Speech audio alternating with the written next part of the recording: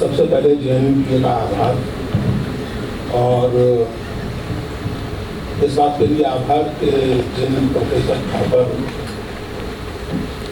थापर उन लोगों में से थी जिनके आकर्षण से, जिनके ग्लैमर से मेरी पीढ़ी के लोग जेएनयू में स्टूडेंट बनना चाहते थे। तो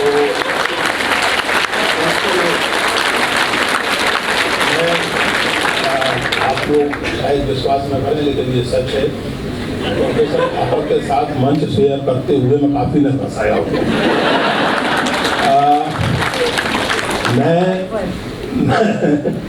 सन 77 में एज ए स्टूडेंट जेएनयू आया था। जिस जेएनयू की चर्चा प्रोफेसर थापर एक प्रोफेसर के पर्सपेक्टिव और पॉइंट ऑफ व्यू से कर रही थी, मैं उस जेएनयू को एक स्टूडेंट के पर्सपेक्टिव से याद करना चाहता हूँ। मैं सन 77 में आया था जेएनयू, और एक मुफस्सिल टाउन से, जहाँ स्टूडेंट यूनियन का चुनाव अधूरा माना जाता था अगर उसमें कम से कम लाठी ना चले। चुनाव तो वैसे गोली चलने का था, लेकिन लाठी मिनिमम सर्टिफिकेट यूनिवर्सिटी में या स्टूडेंट यूनियन में चुनाव होने। हम कल्पना नहीं कर सकते थे कि लड़कियां घर से कॉलेज और कॉलेज से घर अकेली आ जा सकती हैं। वो झुंड बनाकर चलती थी। 5-7 लड़कियां अभी भी उत्तर भारत के छोटे शहरों में ये अजीब दृश्य अभी भी देखने को मिलता है।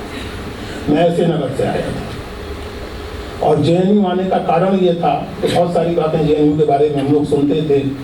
यहाँ पढ़ाने वाले स्कॉलर्स के बारे में, रोमिला थापर, नामवर सिंह, योगेंद्र सिंह, ऐसे जो सब, चूँकि पढ़ने लिखने की रुचि थी इसलिए इन सब नामों के पूरे काम से ना वाकिफ हों, लेकिन कम से कम नाम से तो वाकिफ थे ही। तो एक आकर्षण था, और व्यक्तिगत ये था कि मैं ग्वालियर में रह नहीं सकता था। पारिवारिक स्थितियाँ ऐसी थीं कि या तो मैं ग्वालियर छोड़ूं या दुनिया छोड़ूं। तो ग्वालियर छोड़ना बेहतर था, और मैं ग्वालियर छोड़ के मैंने सोचा कहाँ चलें, तो जेएनयू एक विकल्प दोस्तों ने सुझाया। जेएनयू बहुत अनोखी जगह थी मेरे लिए। आप कल्पना कीजिए 22 साल के एक नौजवान की ग्वालियर जैसे नगर में, जब उसे ये मालूम पड़े कि इसी हिंदुस्तान में एक यूनिवर्सिटी है जहाँ अगर आप अंग्रेजी बहुत अच्छी नहीं बोलते तो ये आपका प्लस पॉइंट माना जा सकता है, जहाँ आपको एडमिशन में 2-4 नंबर ज़्यादा मिल सकते हैं। अगर आपने लोरेटो और जेवियर्स और स्टीफेंस और फलाना ढिमका से पढ़ाई नहीं की तो आपको 2 नंबर अतिरिक्त मिल सकते हैं। इस पर हम लोग एक उत्साह के साथ हंस रहे हैं। पूरा देश इस समय इन्हीं कारणों के कारण हमें मूर्ख मानते हुए हंस रहा है। हम एक ऐसे समय में जी रहे हैं जबकि ये मान लिया गया है कि टैक्स पेयर का पैसा यूनिवर्सिटी जैसी फालतू चीज पर खर्च करना बेकार है। हम एक ऐसे समय में जेएनयू को याद कर रहे हैं। इसलिए मैं और एक तरह से जो हम लोगों के लिए उस समय यूटोपिया था, वो आज एक तरफ खुशी होती है कहते हुए, दूसरी तरफ जी में दर्द होता है कि नॉस्टैल्जिया बन चुका। और माफ कीजिएगा प्रोफेसर थापर, मैं आपकी तरह ऑप्टिमिस्ट नहीं हूँ। मुझे हो सकता है कि हो जाए, अल्लाह मियां की मर्जी है, कुछ भी हो सकता है, लेकिन मुझे बहुत उम्मीद नहीं उस अतीत के वापस लौटने की। और ये बात मैं केवल जेएनयू के प्रसंग में नहीं कह रहा हूँ, ये मैं सारे हिंदुस्तान के बल्कि सारी दुनिया के प्रसंग में कह रहा हूँ। क्योंकि जिन features of new type of university की बात अभी प्रोफेसर नायर ने की, दोस्तों याद रखने की बात यह है कि वो न्यू टाइप ऑफ यूनिवर्सिटी और उसके वो features, criticality, secularity, love and trust, autonomy, ये किसी एकेडमिक सभा में नहीं तय हुए थे, ये हिंदुस्तान की पार्लियामेंट में तय हुए, जिसमें सेकुलरिज्म पर या सेकुलरिटी पर लोगों ने सवाल उठाया। तो मिनिस्टर छागला थे उस समय एजुकेशन के, उन्होंने एक्सप्लेन किया था कि एक यूनिवर्सिटी के आइडिया का कितना जरूरी हिस्सा है सेकुलरिज्म। ये सन 1965 के दिसंबर में इंडियन पार्लियामेंट में डिस्कस हुआ था। आजकल के जो मेरे नौजवान साथी पार्लियामेंट की डिबेट देखते हैं, जिसमें काफ़ी ज्ञानपूर्ण चर्चा आजकल होती है कि कौन किस पर भारी है और कितना भारी है, कितना हल्का है, वो इन चीज़ों को सुनकर के चाहे हंस सकते हैं चाहे रो सकते हैं, एक जमाने में इस पार्लियामेंट में ऐसे भी डिस्कशन होते थे कि यूनिवर्सिटी के एसेंशियल फीचर्स क्या होने चाहिए। जिस तरह की नई यूनिवर्सिटी हम बना रहे हैं उसमें पहला फीचर है क्रिटिकलिटी, क्योंकि जिस समाज को अपने आप पर विश्वास होता है वो क्रिटिकल होने से नहीं डरता। क्रिटिकल होने से वही डरते हैं जो जानते हैं कि वो गलत है या बेवकूफ है। मुझे अपने आप पर विश्वास है, अपनी पढ़ाई लिखाई पर विश्वास है। मैं एंशिएंट इंडिया पर प्रोफेसर थापर से कोई बहस नहीं करूंगा, लेकिन अर्ली मॉडर्न हिस्ट्री पर मैं किसी से भी बहस कर सकता हूं। मेरा अपना था और उसमें मैं ना किसी से डरता हूं ना किसी से चलता हूं। तो यूनिवर्सिटी, जेएनयू एक नई यूनिवर्सिटी बने, उसमें ये सब फीचर्स हों, ये सोचा था राजनेताओं ने, पॉलिटिशियंस ने, सिविल सर्वेंट्स ने, और उसको व्यवहारिक रूप दिया। जाहिर है कि वाइस चांसलर जीपी पार्थसारथी और उनके जो आरंभिक फैकल्टी मेंबर थे प्रोफेसर थापर और दूसरे प्रोफेसर, उन लोगों ने। आप फिर से कोई 22 साल के नौजवान की कल्पना कीजिए जो एक यूनिवर्सिटी में जाता है, और ये नॉर्म अभी तक है खासकर प्रोफेशनल कॉलेज और यूनिवर्सिटीज में कि फ्रेशर्स की रैगिंग की जाती थी। अभी 4-5 साल पहले या उससे कुछ पहले एक लड़के की मौत हो गई बेचारे की, उसके बाद से रैगिंग क्रिमिनल ऑफेंस बना। उसके पहले रैगिंग नॉर्म था। आप कल्पना कीजिए कि सन 77 में एक लड़का यहाँ दाखिला लेता है डरते कांपते, और एकाएक महसूस करता है कि यार अगर तुम फ्रेशर हो तो रैग नहीं किए जाओगे, पैम्पर किए जाओगे। कभी AIS वाले तुम्हें पढ़ाने के चक्कर में होंगे,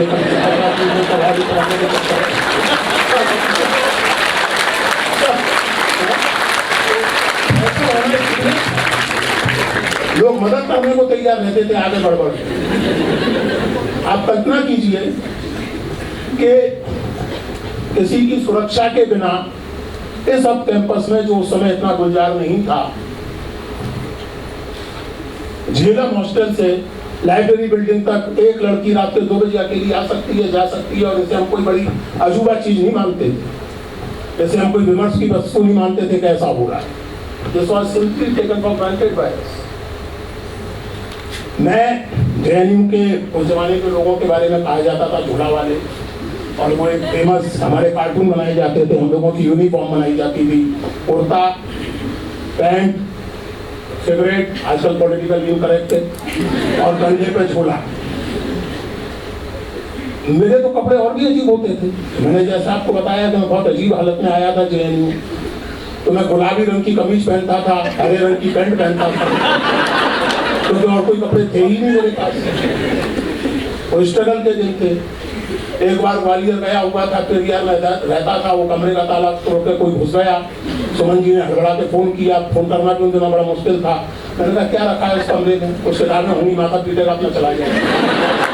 तो सही नहीं पता है, और कमरे में गाड़ी की है ना कुछ है, किताबें हैं, और किसी किताब से फाड़ के निकाली गई, लाल कागज पे चिपकाई गई, मार्क्स बाबा की एक तस्वीर है।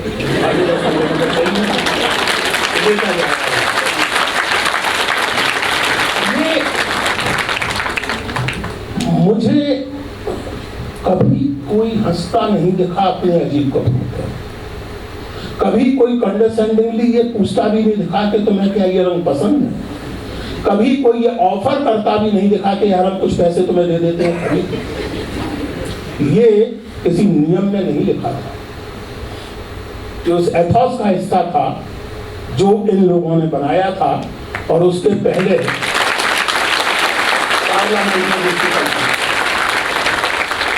मेरी कभी खिल्ली नहीं उड़ाई गई मेरे कपड़ों को लेकर के, मेरी अंग्रेजी को लेकर कभी खिल्ली नहीं उड़ाई। मैं हैंग अराउंड का मतलब नहीं समझता था, हैंग अराउंड का एक ही मतलब मुझे आता था, उसके लिए मेरी कभी खिल्ली नहीं उड़ाई गई इस कैंपस में। एक सज्जन एक बार मुझसे कह रहे थे, कुछ जैसे होती है चर्चा, मतलब लव एंड ट्रस्ट जो छठा फीचर था, उसको हम लोगों ने काफी गंभीरता से लिया, खास करके पहले वाले को। तो कुछ बातचीत हो रही थी, तो किसी ने मुझसे पूछा कि यार वो तुम्हारी गर्लफ्रेंड, मैंने कहा कुछ ऐसा गर्लफ्रेंड, तो इतने क्रांतिकारी तो उस समय भी हम लोग नहीं थे। तो पूछने वाले सज्जन बेचारे गड़बड़ा गए, करोगी कैसे हो सकता है? तो मेरे हिसाब से जो भी लड़कियां मेरी क्लासमेट नहीं, सब मेरी गर्लफ्रेंड। तो उन सज्जन ने कहा कि भाई साहब, every girl with whom you are friendly is not your girlfriend. It's a technical term. Only Suman is your girlfriend. और किसी जंजले ने जाकर सुमन से कह दिया कि वो 5 गर्लफ्रेंड बता रहा था, तो बस तुम समझ लेना क्या है। इन चीजों की ये कभी फीलिंग नहीं लगी। मैं नाम नहीं लेना चाहता, लेकिन इस मुल्क में ऐसे इंस्टीट्यूट जिनमें अंग्रेजी में कमजोर होने वाले स्टूडेंट्स के नाम नोटिस बोर्ड पर लगा दिए जाते हैं। मैं जानता हूँ ऐसे इंस्टीट्यूट, ऐसे एक इंस्टीट्यूट से मेरा बहुत करीब का वास्ता है। जेएनयू में ब्रिज कोर्स चलाया जाता था, centre of English and linguistic studies bridge course चलाता था। ऐसे लोगों के नाम कभी बोर्ड पे नहीं लगते थे कि ये ब्रिज कोर्स अटेंड कर रहे हैं, अंग्रेजी नहीं आती है या कम आती। इंटरडिसिप्लिनरिटी के लिए हम कोई अलग से विज्ञापन नहीं करते थे। मैं अगर अपने सेंटर की बात करूं तो हम लोग एमए हिंदी करते हुए फिलॉसफी ऑफ लिटरेचर पढ़ते थे। पहले फिलॉसफी समझते थे, फिर थोड़ा बहुत उस तरह कैसे उसको लिटरेचर में अप्लाई करते हैं। सोशियोलॉजी ऑफ हिस्ट्री पढ़ते थे। लिटरेरी हिस्ट्री लिखने के तरीके क्या हो सकते हैं और वो दूसरे हिस्ट्री राइटिंग से कैसे अलग है, कैसे समानताएं हैं, ये सब हमें क्लास में बताया गया था। और क्लास, मुझे नहीं पता कि आजकल जो असल क्लास होता था जेएनयू का, उसकी क्या हालत है। असल क्लास तो हम लोगों का गोदावरी और गंगा पे होता था। इसीलिए मैं चकित था, मैं आजकल का माहौल है, मैं क्या कह सकता हूँ, आयशा सामने बैठी हूँ, मैं चकित था कि जेएनयू के बारे में बात हो, अतीत की बात हो, और 4 लोग हो बोलने वाले और 2 घंटे का समय हो। इतने में तो मतलब जैसे कहते हैं कि मसूड़े गिले 2 घंटे में, तो कहाँ 2 घंटे में ये सब बातें। दोस्तों, ये जो सारी सहजता थी, ये जो सारे फीचर्स थे, हमें बहुत सहज लगते थे। हमें लगता था एकदम कमाल है, क्या बात है। आज मैं इस बात को जानता हूँ कि दुनिया में कुछ सहज नहीं होता, हर सहज को रचना पड़ता। पैट्रियार्की सहज नहीं होती, पैट्रियार्की रची जाती। पैट्रियार्की का रेजिस्टेंस भी सहज नहीं होता, उसे भी रचा जाता है। और संघर्ष इस बात का होता है कि आपके संस्कार में पैट्रियार्की की जगह एक डेमोक्रेटिक अंडरस्टैंडिंग है। संघर्ष होता है। तो जेएनयू का जो एथॉस था, आप ध्यान दें इस बात पर, मैं फिर से दोहराता हूं कि वो केवल एकेडमिक्स में नहीं रचा था। एकेडमिक्स को वो स्पेस दिया गया, बल्कि मैंडेट दिया गया इस देश के पॉलिटिकल एस्टेब्लिशमेंट द्वारा, हिंदुस्तान की पार्लियामेंट के द्वारा। और तब वो एथॉस रचा गया और तब उस एथॉस को फलने फूलने का मौका मिला। जिस तरह वो एथॉस कॉन्शियसली रचा गया था, प्रयत्न पूर्वक रचा गया था, उसी तरह प्रयत्न पूर्वक उसे नष्ट किया गया है और नष्ट किया जा रहा है और किया जाएगा। और उसका कारण यह है कि जो इस समय केवल हिंदुस्तान में नहीं बल्कि दुनिया भर में जो वर्ल्ड व्यू डोमिनेंट है, जिसमें एविडेंस का कोई मतलब नहीं है, जिसमें ट्रुथ का कोई मतलब नहीं है, फैक्ट का कोई मतलब नहीं है। दुनिया पोस्ट ट्रुथ और अल्टरनेटिव फैक्ट्स के जमाने में चलती है। होंगे साहब आपके फैक्ट, मेरे ये फैक्ट है, आप लिए रहिए अपने फैक्ट्स को भूलते रहिए, और मेरे फैक्ट्स मेरी मर्जी के मुताबिक बदल जाते हैं। आप क्या करते हैं, कहना मेरे पास है तो मैं मनवा लूंगा आपसे अपने फैक्ट्स, काय का डिस्कशन, काय का परसुएशन। तो इस तरह की दुनिया में हम इस समय रह रहे हैं, और ये दुनिया भी प्रयत्न पूर्वक रची गई। मैंने कुछ दिन पहले, शायद 6-7 महीने पहले, वायर में एक आर्टिकल लिखा था, एन एविडेंस ऑफ स्टुपिडिटी, और उसमें ये मेरी केंद्रीय स्थापना थी। Stupidity of a certain kind is never spontaneous, it's always part of a political project. And that political project cannot survive without creating stupidity as a virtue in the society. आज मूर्ख होना गर्व का विषय, समझदार की मौत है। आज मूर्खता पर आप गर्व करते हैं। आज ऐसे सवाल पूछकर लोग गर्व महसूस करते हैं कि साहब फलाना आदमी 28 साल का हो गया, अभी तक पढ़ाई क्यों कर रहा है, टैक्स पेयर मनी क्यों बर्बाद कर रहा है। तो बस हुआ, आपने क्या कहते हैं उसको, स्कूल पास किया, उसके बाद प्रोफेशनल कोर्स किया, 2 साल का, 4 साल का, 6 साल का, और कमाई में लगता है, किस्सा खत्म। काहे को इंसान बनने की जरूरत है, काहे को सिटीजन बनने की जरूरत है। आपको रोबो बनना चाहिए, आपको कंप्यूटर बनना चाहिए, आपको मनी मेकिंग मशीन बनना चाहिए। और ये सब पिछले 8 साल में नहीं हो गया है। इसकी बैकग्राउंड तब तक जाती है जब आप ये सोच रहे थे कि यूनिवर्सिटी और हायर एजुकेशन में सरकारी फंडिंग कम से कम होनी चाहिए। मैंने JNU एज ए स्टूडेंट सन 77 में ज्वाइन की थी और सन 90 में एज ए टीचर ज्वाइन किया था मैंने सेंटर ऑफ इंडियन एजुकेशन, और सन 2007 में मैं चला गया था यहाँ से। सेल्फ फंडिंग, सेल्फ फाइनेंस इसी बीच में आया था। तो साहब हर डिपार्टमेंट को सेल्फ फाइनेंस करना चाहिए। तो मैंने लोग हिस्ट्री ना पढ़े पढ़ाए बल्कि ताजमहल में जाकर टूरिस्ट गाइड बन गया ताकि डिपार्टमेंट को सेल्फ फाइनेंसिंग मिल सके। हिंदी और उर्दू वाले जो हैं वो टेलीविजन सीरियल्स लिखने पे ध्यान दें, सीरियस रिसर्च पे ध्यान ना दें। ये सब बेवकूफी आज नहीं सुनूंगी, पिछले 8 साल में नहीं सुनूंगी। कई मायनों में वर्तमान सरकार उस समझ को केवल एक्सटेंड कर रही है, ज्यादा फोर्सफुली, ज्यादा ब्रूटली लागू कर रही है जो समझ पिछले 30 साल में बनी। इस बात को नहीं भूलना चाहिए। और इसीलिए मैंने निवेदन किया कि वैसे तो ठीक है, उम्मीद हो या ना हो, काम तो आदमी को करना ही चाहिए, बिना उम्मीद के भी करना चाहिए। लेकिन अगर JNU और JNU जैसी संस्थाओं के बचने की कोई उम्मीद हो सकती है तो वो केवल एक ही हो सकती है, और वो ये कि उस पॉलिटिकल प्रोजेक्ट की टोटलिटी को, उसकी नवैयत को हम समझें और उससे JNU के भीतर और बाहर संघर्ष करें जो ये मानता है कि क्रिटिकलिटी मूर्खता है, गलत है, स्टुपिडिटी इज द वर्च्यू। मैंने 2016 में एक उपन्यास लिखा था, नाकोहस। नाकोहस किसी जुबान में नहीं मिलेगा आपको क्योंकि मेरा गड़ा हुआ शब्द, ये एक्रोनिम है, national commission of hurt sentiments. आप देखिए, मैं तो यहाँ JNU में यहाँ इतना खतरा नहीं है, लेकिन कहीं भी आप बोलिए आपको कुछ पता लगता है कि कब किसका सेंटिमेंट हर्ट हो जाएगा। इस कदर कोमल है भावना है कि पता नहीं किस बात पर फिसल जाए कौन। तो लिखा मैंने novel national commission of hurt sentiments. वो नावल छपा 2015 के दिसंबर या 2016 की जनवरी में, और फरवरी में लोग मुझसे कह रहे थे 2016 में कि सर आप तो प्रॉफिटिक लिख गए, आपको कुछ भास हो गया था कि JNU में क्या होने वाला है, क्योंकि फरवरी 2016 में जो कुछ JNU में हुआ उसकी कुछ झलक ना आपको उसमें मिली। फरवरी 2016 में जो कुछ हुआ, तो ये जो पॉलिटिक्स है सेंटिमेंट्स की, और उसमें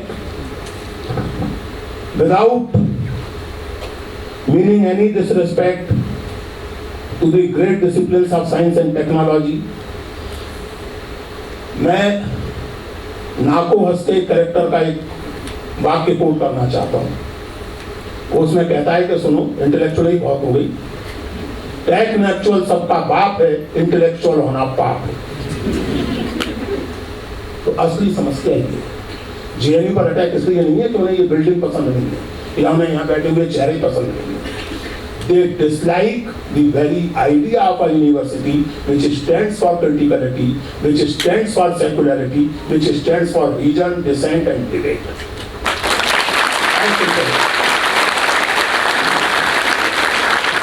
और इसलिए बचाना चाहिए JNU को। अब हमारा तो ये है कि वैसे हम अपने आप को समझाने के लिए कहते रहते हैं कि बुढ़े नहीं हुए, लेकिन हकीकत तो जो है सो है।